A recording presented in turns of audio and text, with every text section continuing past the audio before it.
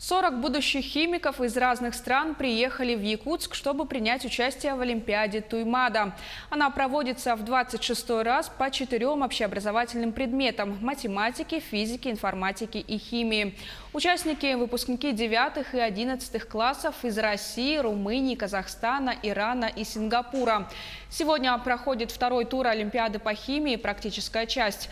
К слову, все задания авторские, их разрабатывают бывшие участники Олимпиады, студенты ведущих вузов, включая МГУ и университет Мьонджи Республики Корея.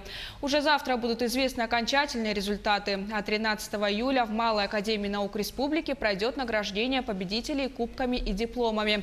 Отметим, что для участников Олимпиады по химии предусмотрен спецприз за оригинальное решение задач. В последние годы это был бриллиант.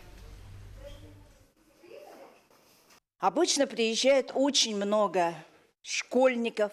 Интерес к этой Олимпиаде огромный.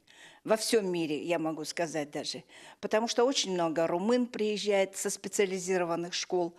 Очень много казахов, потому что статус этой Олимпиады для них очень высок. И по результатам этой Олимпиады они без конкурса могут поступать в любой вуз своей страны.